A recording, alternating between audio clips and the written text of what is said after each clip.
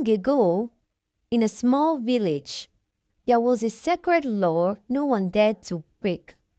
You could swim in the river during the day, but at night the river was forbidden. People could fetch water in the evening, but no one was allowed to swim after dusk. The elders said it was sacred and strange things would happen to anyone who ignored the rule. Ola, Ugoma, and Annie were best friends who loved swimming more than anything.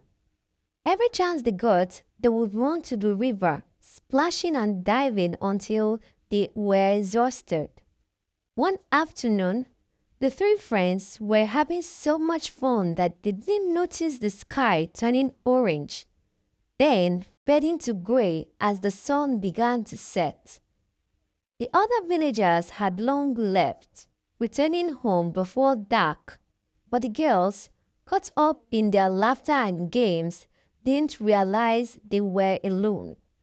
It wasn't until they heard a strange rustle in the trees that they looked around and noticed the darkening sky.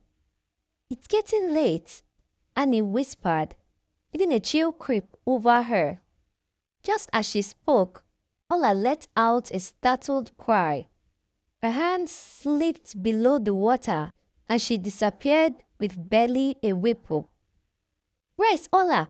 Ugoma gasped, her heart pounding.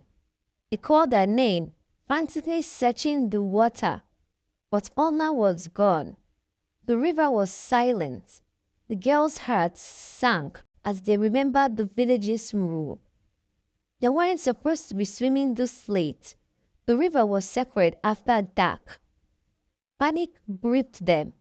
Without a second thought, they scrambled out of the water, running home as fast as their legs could carry them. Back at their houses, Annie and Ugoma didn't breathe a word about what had happened. Their minds spun with guilt, fear, and worry. They couldn't bring themselves to admit to anyone, not even Ola's family, that they had seen her vanish. The next morning, the village buzzed with worry.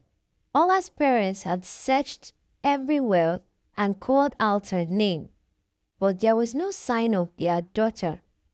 When they questioned Ugoma and Annie, the girls lied, saying they hadn't seen Ola for days. They couldn't bring themselves to speak the truth, terrified of the consequences. Days turned into weeks. Ola's mother cried constantly, her heart breaking over the loss of her only child. She couldn't eat, and slowly her health faded.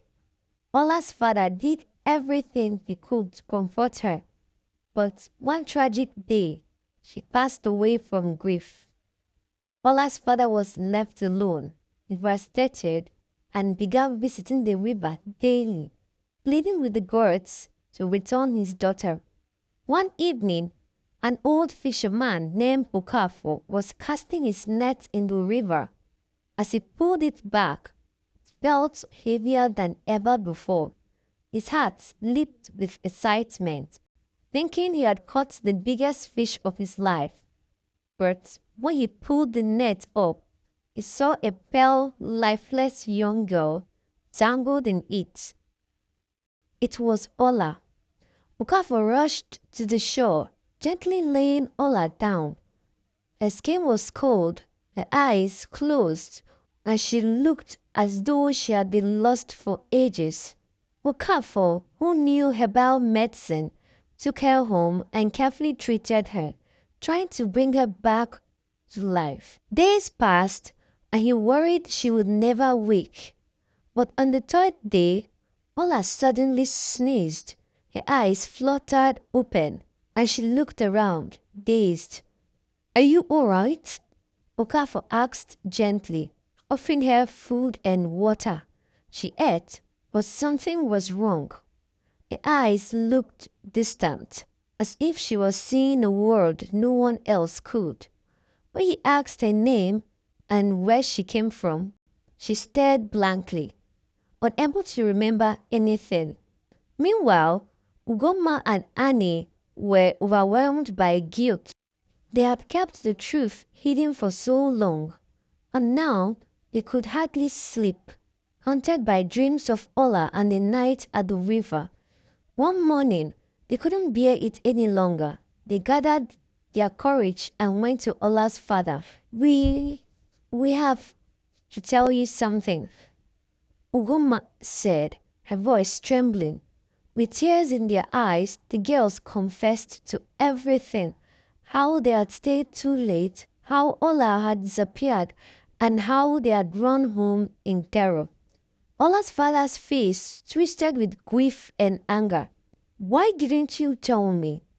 Why did you let me believe she was gone forever? He shouted, his voice breaking.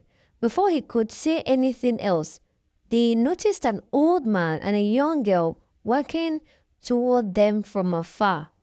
As they drew closer, the girls gasped. It was Ola. Okafor gently explained how he had found her in his fishing net and cared for her, doing everything he could to bring her back to life. She woke up, he said, but she doesn't seem to remember anything, not even her name. Ola's father rushed forward, his heart swelling with joy and sorrow. Ola, he cried, reaching for his daughter. But Ola stared at him with empty eyes, not a flicker of recognition on her face. She couldn't remember her friends, her father, or anything about the village she had grown up in. As her father held her close, his tears mixing with her blank gaze, he whispered, your mother would have given anything to see you like this, if only she were still here. The girls, seeing the pain their action had caused, vowed never to break another sacred rule. Understanding at last the true power and mystery of the river, the village learned of Ola's return, but everyone knew she would never truly be the same. And in time, whenever they passed by the river at dusk, they would whisper a quiet prayer, remembering the girl who had once been lost to its dark depths.